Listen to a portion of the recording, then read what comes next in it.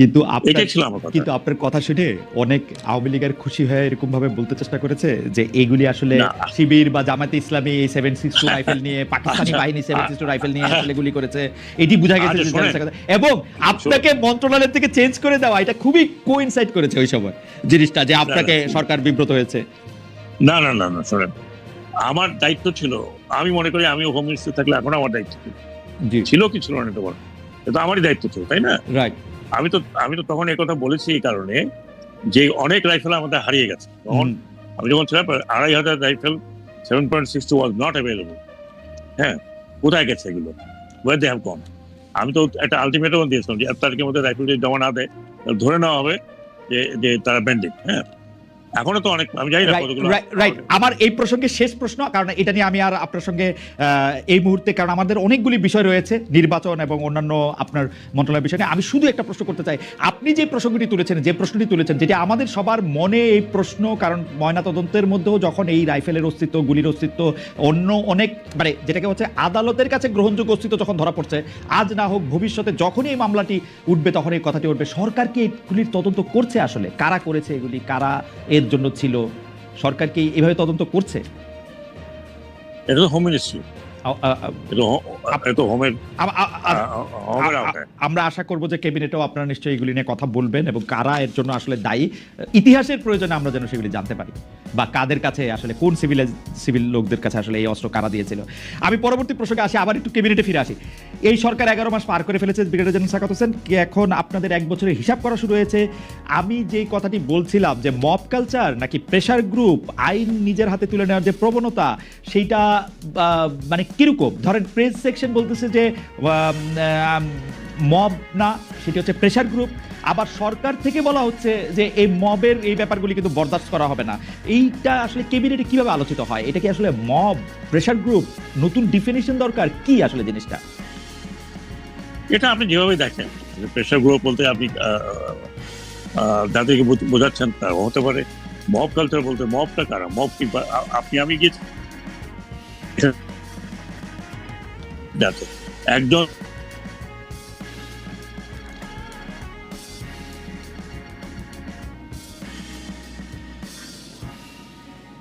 আপনাকে খালেদ, আপনি কে তো আমার পয়েন্ট আউট করার দরকার পড়ে না।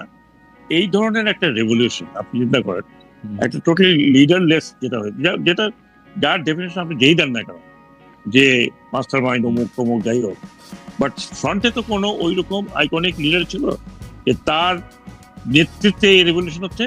এই রেভলিউশন গুলো যেগুলো আমরা দেখেছি, ধরুন আপনার রোজ রেভলিউশন, ইয়েলো রেভলিউশন, যেগুলো আপনার ইউরোপে হয়েছে। হ্যাঁ হ্যাঁ, অ্যারাব বসন্ত যেটাকে আমরা বলছি, অ্যারাব স্প্রিং, এখানে ঠিক জনগণের থেকে কিন্তু রেভলিউশন গুলো হয়েছে। হওয়ার পরে ওইসব দেশ কি এখনো সেটেল হয়েছে বলে আপনার মনে হচ্ছে? হয়নি। কিন্তু আমি বাংলাদেশের মানুষকে অন্তত এতটুকু আপনার ক্রেডিট দিতে চাই যে আমরা যে ভয় পেয়েছিলাম, আমি অন্তত এই ক্যাবিনেটে ঢোকার আগে চিন্তা করছিলাম যে এই গভর্নমেন্ট যখন কোলাপস করে যাবে তখন কি কেওস দেশে হবে, কতখানি কেওস হবে, ব্যাংক লুট হবে, রেলওয়ে লাইন উপড়ানো হবে, যা হয় সাধারণ, এবং একটা কেওটিক সিচুয়েশন হবে। Who is going to come and stop it? কোনো নেতা ছিল? বলেন আপনি নিজেই বলেন, আপনার যারা দর্শক তাদেরকে জিজ্ঞেস করছি, কোনো তখন নেতা দাঁড়িয়ে বলেছিল যে stop, I am here? No.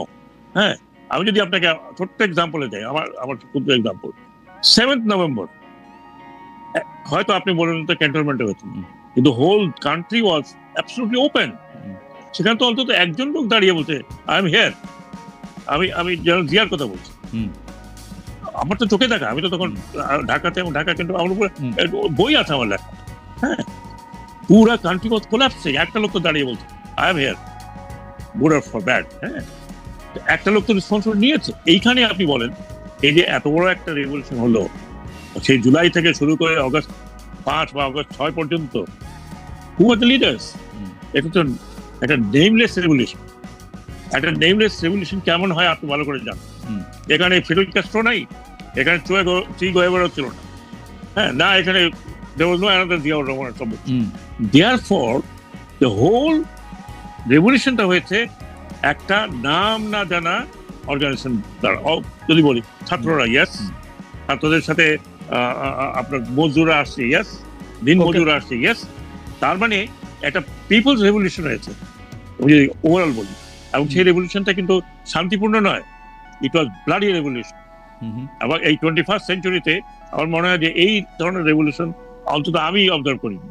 এই ব্লাডি রেভলিউশনের পরে এই দেশটা কি হওয়া উচিত ছিল আপনি, সেখান থেকে আমরা কোথায় আছি? We are much much better of. আচ্ছা আমরা আমরা শোন, আমি একটা শেষ করি, আমরা আমি নিজেও I am also part of ইট। আমরা কিছুতে কিন্তু অধৈর্য হয়ে যাই, আর গেল রে, হইলো না, ওটা হলো না, সেটা হলো না, সেটা হলো না, সেটা হলো না। কিন্তু দেয়ার আর সামথিং পজিটিভ, নট দ্যাট আমি ক্যাবিনেট আছি বলি। আজকে আমি হয়তো ক্যাবিনেটে আছি বলে একটু রয়েছে কথা বলছি, বা আমি নিজেই সেন্সার করবো কথা বলছি, বিকজ আমার যে সাবজেক্ট আমি সেই সাবজেক্টে অন্যকে বিব্রত করবো কেন, বা তার সুতে যাবো কেন। কিন্তু আজকে যারা বাইরে আছে তারা বলেন গভর্নমেন্টকে সকালে একবার, বিকেলে একবার, দুপুরে একবার, আর সন্ধ্যায় একবার, মানে নাকা নীতি পর্যন্ত খাওয়াচ্ছে। শেষ পর্যন্ত অমুকেই, আপনি ইউটিউবগুলো দেখেন, আনপ্রোভোক, কি বলে, আপনি সলিসিটেড, এমনকি উইদাউট প্রুফ আপনি আমাকে আমার কাছে কিন্তু মনে হয় যে জেনারেল সাখাওয়াত, আপনি যখন আসলে আপনার ক্যাবিনেটের চেয়ার থেকে বাইরে হবেন, একটু রিটায়ারমেন্ট নেবেন, আপনি দেখবেন কিন্তু এই সরকারের বিরুদ্ধে কমই হয়েছে আসলে। কারণ হচ্ছে যে কারণ আমি আপনাকে জানি যে আপনি সবসময় সরল পথের কথা বলেন। এই সরকার তো সরল পথে চলতেছে না, সরকারের 2টা সেকশন 4 রকমের কথা করছে। আমি আপনাকে দেখাইতে পারি যে যাই হোক, সেটা অনেক বড় আলোচনা, কমই হইতেছে। আর সরকার চলতেছে আসলে ইউটিউবের ইনফ্লুয়েন্সারদের কথাই, কিন্তু আসলে ইউটিউবের ইনফ্লুয়েন্সাররা সত্য হোক মিথ্যা হোক একটা কথা বলে, এটা নিয়ে অ্যাক্ট করে, রিয়েক্ট করে, কি করে না করে সেটা আমি এখন এটা নিয়ে আমি বলতে চাই না। আমরা একটু প্রসঙ্গে আসি। ওইটা যদি আবার আরেক লাইন বলতেন, উপদেষ্টাদের মধ্যে কি নির্বাচন নিয়ে 2 ভাগ বা 3 ভাগ আছে? কেউ আছে যে ডক্টর ইউনূসকে নিয়ে থাইকা যেতে চান, ছাত্ররা একদল, আপনারা যারা হচ্ছে মানে আপনি যদিও সোলজার কিন্তু অনেক বেশি সুশীল সমাজ বা সিভিল সোসাইটি, অনেক বেশি শিক্ষক, তো আপনারা যারা আছেন, আপনি ডক্টর সালাউদ্দিন আহমেদ, তারপরে হচ্ছে ওয়াহিদুদ্দিন মাহমুদ, তারা একদল, আবার মাঝখানে সৈয়দা রিজওয়ানা হাসান, আসিফ নজরুল, তারা আবার আরেক দল, ওরকম ছাত্ররা এক দল, ওরকম আলাদা আলাদা করা আছে। কিছু দল আছে আবার নিষ্ক্রিয়, ওরকম আছে কিনা, মানে যদি আপনি বলতেন একটু। এগুলো তো আপনার অবজারভেশন। দাদা এইটা বলা আছে, আমার না, এর একটা বক্তব্য আমার না। মানে কেউ বলতেছেন কি স্যার, দেখেন যে প্রফেসর আসিফ নজরুল, ডক্টর সৈয়দা রিজওয়ানা হাসান, জনাব আদিলুর রহমান খান, তারা সবাই এক ডিপার্টমেন্ট থেকে এসেছেন, ল ডিপার্টমেন্ট। তারা অল্প একটু ছোট বড়, তারা একটা গোষ্ঠী, অ্যাটর্নি জেনারেল সহ। আবার কেউ বলতেছেন যে আপনারা যারা একদমই সিভিল সোসাইটি থেকে আসছেন, কেউ আপনাদেরকে বলতেছেন যে আপনারা যেহেতু রাস্তায় আন্দোলন করেন নাই, সেহেতু আপনাদের গায়ে আসলে এই অভ্যুত্থানের আঁচটা লাগে নাই, সেজন্য আপনারা এক পক্ষ, ছাত্ররা আবার এক পক্ষ। ডক্টর ইউনূস কোনো পক্ষ না হইতে গিয়ান এক এক সময় এক এক পক্ষ, এরকম মনে হয়। যে এইটা নিয়ে যদি একটু বলতেন যে আসলে কি এরকম মতভিন্নতা আপনাদের মধ্যে আছে কিনা, বা ইলেকশন নিয়ে ওটা যদি একটু বলতেন। আচ্ছা, ঠিক, আমি আমার পজিশনটা করি। ইয়েস, আমি তো মাঠে ছিলাম না, কিন্তু 15 বছর আমি কি করছিলাম আমার মতো, আপনি বলেন, আমার মতো মানে কনসিস্টেন্টলি কেউ কথা বলে গেছে না, কনসিস্টেন্টলি কেউ লিখে গেছে না, এবং সেগুলি সবই রেকর্ডেড, অল ইন রেকর্ডেড। এখন আমি তো রাইফেল নিয়ে দৌড়াদৌড়ি করি নাই, বাট আমি তো যতটুকু আমার বিবেক এবং শক্তি সঞ্চয় করে যতটুকু বলার বলেছি আপনাকে, খালেদ আপনি ভালো করে জানেন গতবার আপনি বলেছিলেন আমাকে তো অনেক টোপ দেওয়া হয়েছে, অনেক, আমি রিপিট করতে যাচ্ছি না। আর তারপরে আপনি চিন্তা করেন কোন পর্যায়ে গেলে আমি দাঁড়িয়ে বলেছিলাম যে সৈনিকরা তোমরা গুলি করবে না, ড্রোন অফিসারদের বলছিলাম যে তোমরা কোনো অর্ডার দেবে না, because you are not part of ইট।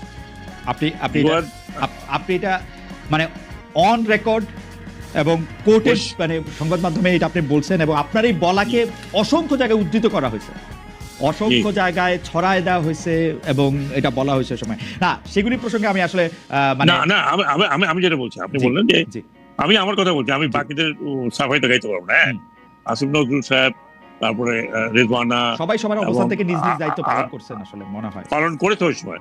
আমি তো আসিফ নজরুলকে ছাত্রদের সাথে দেখতে সবচেয়ে বেশি, রেজওয়ানাকে দেখেছি, আপাও সবচেয়ে বেশি, আদিলকে দেখেছি, তারপর আরো অনেক কয়েকজনকে দেখেছি। তারা তো আমার সাথে সাহসী ভূমিকা পালন করেছে, তাই না?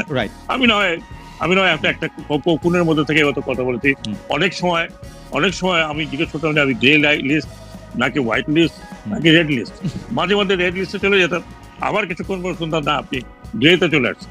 গ্রে মানে হ্যাঁ ঠিক আছে, আপনি ডাকতে পারেন, হ্যাঁ ইউনোই আপনি নিজেও তো অ্যাঙ্কর ছিলেন যখন আমি রাইট। অনেক ধরনের না, কথা বলেছি।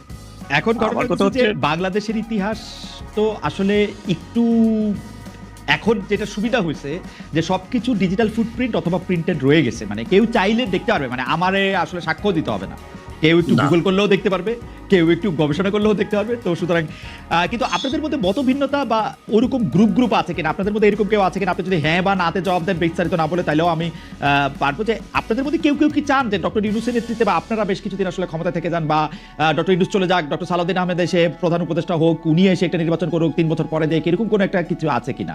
মানে যে গুজব এগুলো বাজারে সব- ভাসছে সব বলে দিয়েছে। এগুলো আমি ঠিকই, এগুলো গুজব আমিও শুনছি। জি আমি গুজব শুনি ঘরে বাইরে রে ভাই, নট এট অল। আমি ঘরে আসলে এগুলো শুনি আমি এক কান দিয়ে শুনি আরেক কান দিয়ে বের করে দিই। হ্যাঁ, আমি অলওয়েজ সেই সহলে একটা বলি, wait and see till the time comes. হ্যাঁ, ওকে আপনি যদি এটা তো লুকানো কিছু না। হ্যাঁ, ধরেন আমি যদি মনে করেন আমার কথা বলছি, না ভাই আমি আরো কয়েক বছর থাকি তো মজাই লাগে, তাহলে আপনি একদম জানতে পারবেন হ্যাঁ he is doing this thing. হ্যাঁ, কিন্তু আমার মনে হয় না যে আমি এ পর্যন্ত এমন কোনো কাজ করেছি, কোথাও কোনো কথা বলেছি উইথ শো দ্যাট। ভাই শুনেন, একটা এন্ডুরেন্স আছে সবার, এটা তো মানেন, right everybody has an endurance. Right প্রত্যেকে একটা সময় হয় যখন he can give the best. হ্যাঁ, that best cannot continue for life. Right. আমি আপনাকে শেষ পর্যন্ত এই পর্যায়ে শুধু আমার একটা কথা আপনাকে বলে রাখি, আমার বন্ধু বান্ধবেরা যারা বিভিন্ন জায়গায় মানে প্রতিষ্ঠিত বন্ধু বান্ধবেরা আমাকে বেট ধরার জন্য, বাজি ধরার জন্য আমাকে আসলে প্রলুব্ধ করতেছে যে ইলেকশন কিছুতেই মে মাসের 30 তারিখের বা মে মাসের 1 তারিখের আগে হবে না। আমি যদি বাজি ধরি তাহলে বাজি কি এরকম ধরতে পারবো যে এপ্রিলের 30 তারিখের মধ্যে ইলেকশন হবে, এরকম কি ধরতে পারবো বাজি? আচ্ছা, আমি আপনাকে বলি, প্রধান উপদেষ্টা একবার বলেছিলেন কিন্তু এপ্রিল মাসে, তাই না? রাইট। তারপরে হয়তো উনি পলিটিক্যাল পার্টির সাথে আলোচনা ওনারা করেন। আমি কিন্তু পলিটিক্যাল পার্টির আলোচনার মধ্যে আজ পর্যন্ত থাকি নাই। হ্যাঁ, পলিটিক্যাল পার্টির সাথে যারা আলোচনা করেন প্রধান উপদেষ্টা করছেন প্রতিনিয়ত। হ্যাঁ, এবং ওনার যে সিনসিয়ারিটি, আমি তাকে সিনসিয়ারিটি বাইরে আমি দেখিনি, একটা কথা আমি ওনার মুখ দিয়ে কখনো শুনিনি।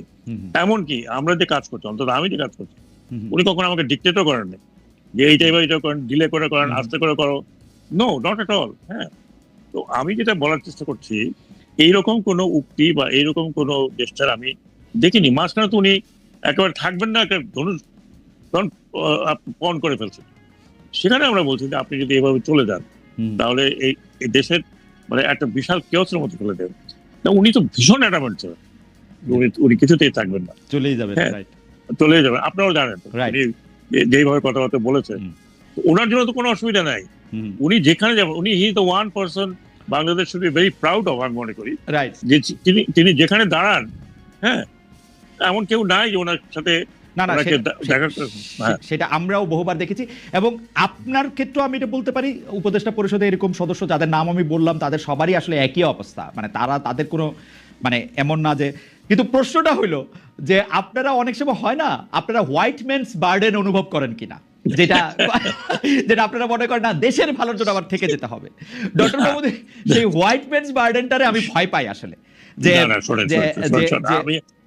শোনেন, আমি ওনার মতো, আমি এটা বলি, ওনার মতো একজন এরকম ব্যক্তিত্ব, জি, উনিকে চাইবেন যে উনি এই ব্যক্তিত্ব নিয়ে উনি এমন জায়গায় পৌঁছে যান যেখানে তো সবাই তাকে এক ধরনের ভিলেন মনে করুক? I don't think so. না না, ভিলেন মানে আপনার কি মনে হয় যে উনি এপ্রিল মাসে বেশি থাকলে বা এপ্রিল মাসে নির্বাচনটা না দিতে পারলে ভিলেন মনে করবে? কারণ ডক্টর মোহাম্মদ ইউনূসের এরকম একটা পার্সোনালিটি, তারপরেও হয়তো আমরা কেউ বলবো না উনি যা করেছেন ঠিকই করেছেন, কারণ ডক্টর সাখাওয়াত তো আর এর বাইরে ভুল করতে পারে না। আপনাদের প্রতি আমাদের আস্থা ও বিশ্বাসটা কিন্তু এই পর্যায়ে, এইটারে আপনারা অপব্যবহার করবেন কিনা, লাইক মানে ইউর যেহেতু সুপিরিয়র বা। আমি আপনাকে বলি, জি, আমি আমার ব্যক্তিগত হয়ে আবার বলছি, খালেদ মহিউদ্দিন, হ্যাঁ, you know me for last 30 years, right. এবং আপনি এমন না যে আপনি আমার ট্র্যাক করেন, track as a very efficient and smart and educated gentleman. আমি আপনাকে আজকের থেকে না, আমি তখন থেকে বলছি যে I really regard you, right. যে আপনি যখন সঞ্চালনা করেন, আপনি কিন্তু, আমি এখনো বলছি এবং এটা কোনো তোষামোদী নয়। আপনার সঞ্চালনা, আপনি কিন্তু ব্যাকগ্রাউন্ড স্টাডি করে কথা বলেছেন, আপনি পেপার থেকে কোট করেছেন, আপনি আমার বই থেকে কোট করেছেন। তো you are not a just আমি আমার মতো একটা উপস্থাপন না। এটা বলেন তো আপনার কি মতামত? নো, আপনি দেখেছেন। এখন কথা হলো কি, এখন আপনি যদি মনে করেন আমার কথা আমি বলতে পারি, আমি কখনো মনে করি না যে আমাকে I can stick around this chair for more and years. আমার মনে যে ফেয়ার এনাফ পরিষ্কার। আমরা একদম মানে আজকে আপনার সাথে কথা বলা বা আপনার কথা শুনতে শুনতে আমরা একটু টাইম ম্যানেজমেন্ট, আপনি যদি আমাদের অনুমতি দেন আমরা একটু সময়টা একটু বাড়িয়ে নিতে পারি আর কি, কারণ আমরা একটু আপনার যদি একটু সময় থাকে, কতক্ষণ আমাদের এই কয়েক মিনিট আপনি যতক্ষণ থাকে। কারণ হচ্ছে কয়েকটা প্রশ্ন করতে হবে যেগুলো শুধু আপনাকেই করা যায়। যে সম্প্রতি আমরা একটা খবর পড়তেছি, সেটা হলো যে আপনার ভাই নাকি বিএনপি থেকে নির্বাচন করার আগ্রহ প্রকাশ করেছেন। অনেকে বলছেন যে মানে আপনার ভাই জনাব হেমায়েত হোসেন সোহরাব সংসদ নির্বাচনে প্রার্থী হতে আগ্রহী। অনেকে বলছেন যে এটা হইলে আপনি কি আর লেভেল প্লেইং ফিল্ড করতে চাইবেন নাকি আপনি চাইবেন না? আপনি যদি এক নম্বর, প্রথম কথা হচ্ছে আমার ভাই একজন ইন্ডিভিজুয়াল, এবং সে বিএনপি তখন ছাত্র ছিল, সে ছাত্র দলে ছিল, জেলে গেছে, অনেক কিছু করেছে, পরে পারিবারিক কারণে সে অত অ্যাক্টিভ থাকে না।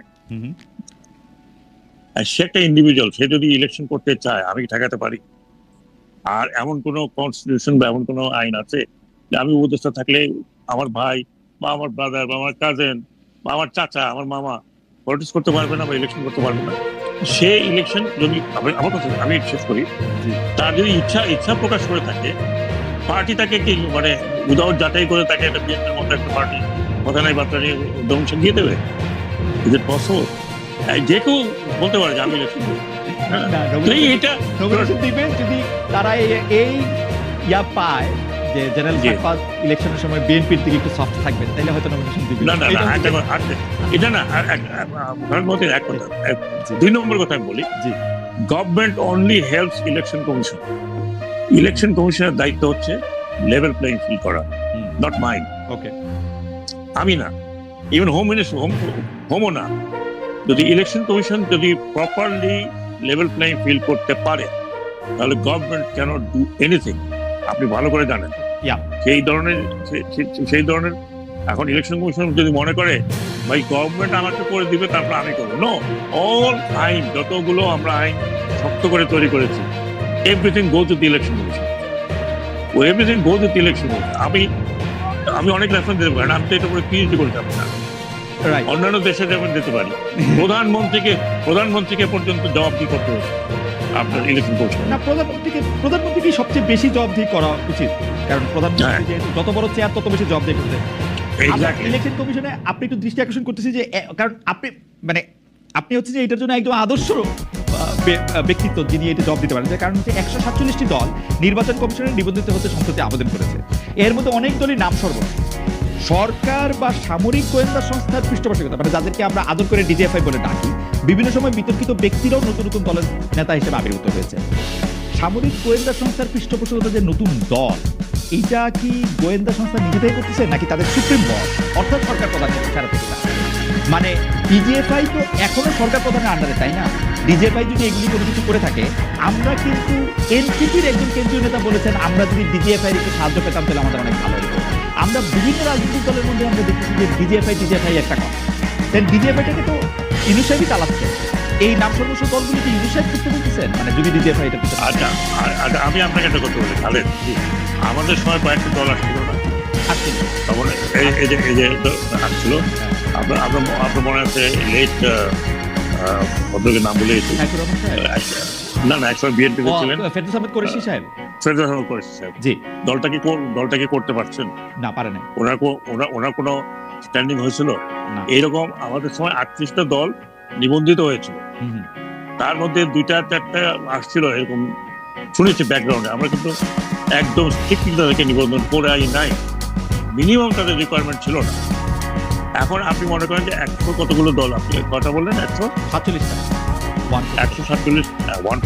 দল, যেই তৈরি করে থাকুক তাকে যেই রেজিস্ট্রেশনের যে আইনটা আছে, ইলেকশন কমিশন যদি ওই আইনটাকে সঠিকভাবে দেখে, তাহলে আমি আপনাকে বলি আমার আন্দাজ ইউ উইল ফাইন্ড বহু দল মানে মানে এই যে নিবন্ধনের ধারে কাছে যেতে পারছে না। এক এক দ্বিতীয়ত ধরে নিলাম যে 75টা দল পার্টিসিপেট করছে, 300 আসন ধরে নিলাম।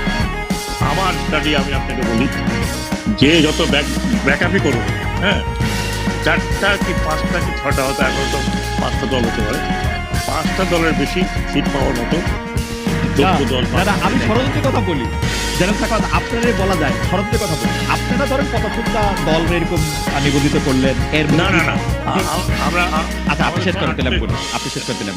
আমাদের সময় 36টা দল ছিল নিবন্ধিত। আচ্ছা সরি 38, 38 তার মধ্যে একটা পার্টিসিপেট করে নাই, 37 দল। আপনি তার রেজাল্টটা দেখেন, 4টা দল, 5টা দলের বেশি 1% ভোট তো অনেকে পায়।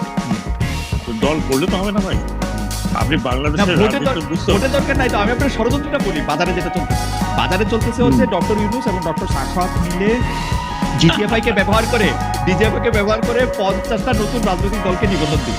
তারপরে যখন ইলেকশন দেওয়ার সময় আসবে, বিএনপিকে পাশ কাটায়, জামায়াতকে পাশ কাটায়, তারা বলবে 50টির বেশি দল এখন নির্বাচন চায় না, আমরা নির্বাচন কি করে দেই।